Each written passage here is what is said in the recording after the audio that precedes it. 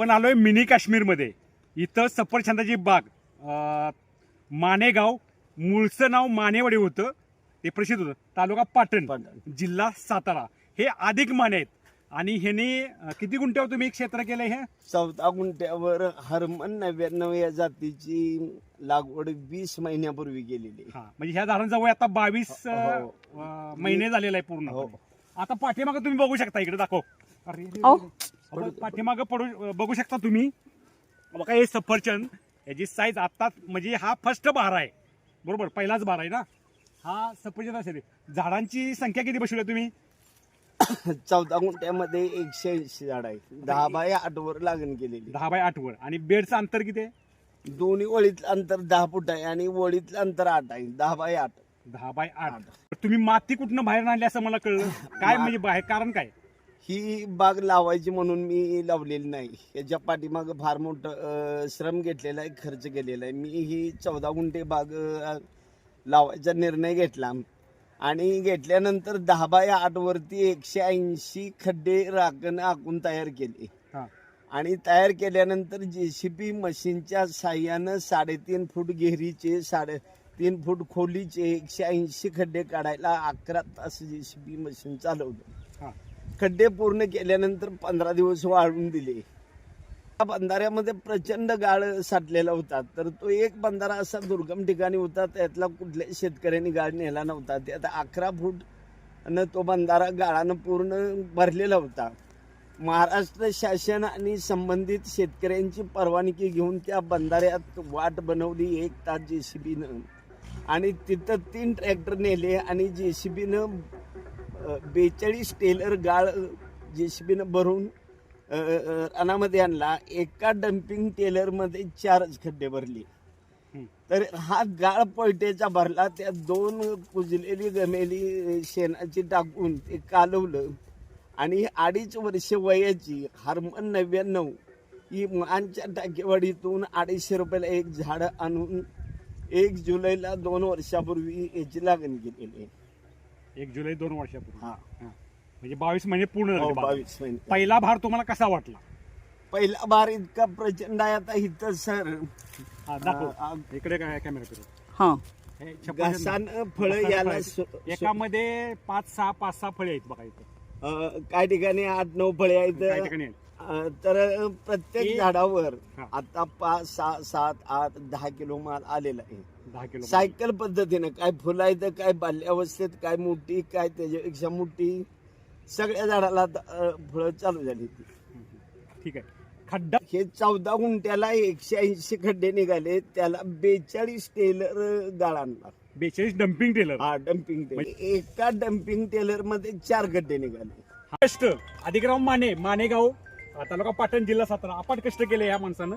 आणि काश्मीरला जर सफरचंद असेल तर मानेगाव, महाराष्ट्र, तालुका पाटण, जिल्हा सातारा या गावामध्ये सफरचंद बाग त्यांनी वटवून लावल्या. पहिल्या बहारामध्ये सर्वसाधारण हे किती ग्रॅमचं फळ असेल? हे आता सरासरी 35-40-50 ग्रामच्या फुट आहे. 50 ग्रॅमच्या फळं.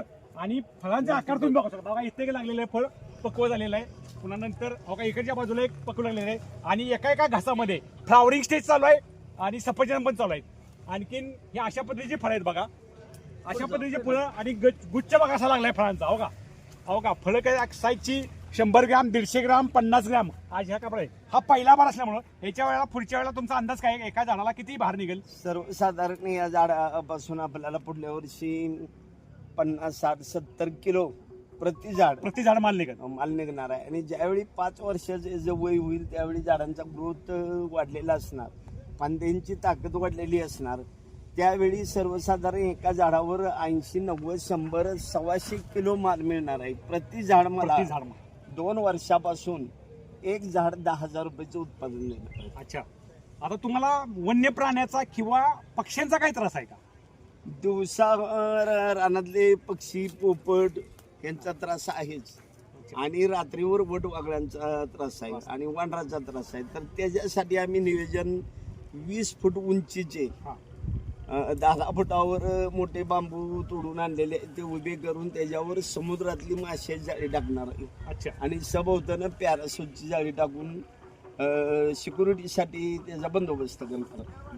आणि सनबर्निंगचा काय त्रास होतो का टेम्परेचरचा? नाही, ही आपल्या पश्चिम महाराष्ट्रासाठी आपल्या शास्त्रज्ञांनी हा काश्मीर हिमाचलमध्ये ज्या व्हरायटी येतात त्या व्हरायटी वेगळ्या आणि आपल्या पश्चिम महाराष्ट्रासाठी हार्मन 99 ही जात विकसित केली आहे. हा. ही आपल्या पश्चिम महाराष्ट्रात 40, 42, 45 अंश तापमानात तग धरणारी व्हरायटी आहे. आज मे महिना आहे, स्टार्ट झालाय. मे महिन्यात तुम्हाला हिरवीगार तजेलदार बाग दिसते. तर त्याच्या पाठीमाग खड्डे काढणे, गाळ भरणे, जीवामृत 1.5 महिन्यातून एकदा, वसंत ऊर्जा, मायक्रोन्यूट्रनचे ज्या फवारणी असतात. आणि जर 2 दिवसाला ड्रीप आणि फोगरनं पाणी दिलं जातं, त्यामुळं त्याची चांगल्या प्रकारे वाढ झाली. फर्टिगेशन शेड्यूल आठवड्याला आहे का किती दिवसाला? नाही, 2 दिवस साधारण 2 तास फर्टिगेशन देताच तुम्ही? हो. आणि फर्टिगेशन म्हणजे द्रव्य खत का नाही, जैविक फर्टिलायझर? जैविक फक्त 1.5 महिन्यातून जीवामृत दिलं जातं. अच्छा. आणि बॅक्टेरिया काय सोडलेत का तुम्ही? बॅक्टेरिया सोडले. ते काय कोणासाठी हो, सोडलं? सोडले. वसंत ऊर्जेची फवारणी वगैरे याला काय काय असं? वसंत ऊर्जा, मायक्रोन्यूट्रन ही महिन्यातून एक फवारणी 100% VSI ची केलीच जाते. केली जाते. ह्याला रोगाचं काय प्रमाण? रोग याला चवळ आणि पावट्यावर जो लोक मावा येतो, हा. शेंड्यात येतो हा आणि मुळामध्ये भुरी, हा. हे 2च शत्रू व्हायचे. शेतकरी ऐका बघा, इतका हुशार शेतकरी, अतिशय हुशार शेतकरी, प्रतिकूल परिस्थितीमध्ये म्हणजे परिस्थिती नसताना अशा परिस्थितीमध्ये त्यांनी बाग ओळखून दाखवलेली आहे आपल्याला त्यांनी सफरचंदाची. आता तुम्ही काही विक्री केली का? नाही, विक्री नाही केलेली, पण मी शेतामध्ये अनेक विविध प्रयोग केले. ती आणि साहेब, तुमचा एक प्रश्न राहून गेला की तुमचं शिक्षण काय झालंय? माझं शिक्षण मी 7वी पास आहे. 8वीच्या वर्गात 3 महिने गेलो, पण घरची परिस्थिती हा. आणि शेतीचं व्यापातून मी 82-83 ला शाळा सुटली. अहो काय, हे परिपक्व झालेलं सफरचंद आहे, काश्मीर सारखा कलर. फक्त आता पहिला भार असल्यामुळे त्याचं वजन कमी आहे, पण त्याची टेस्ट बघूया आता कशी लागते. टेस्ट कलर बिलर सेम तसा झालाय. सालीचा कलर बघा, लालच आहे. आता मी हा प्रत्येक शेतकऱ्याला टेस्टी सांगते, तुम्ही टेस्ट मध्ये कशी लागले ते? खूप छान आहे. खूप छान. चांगलं लागते का? हम्म.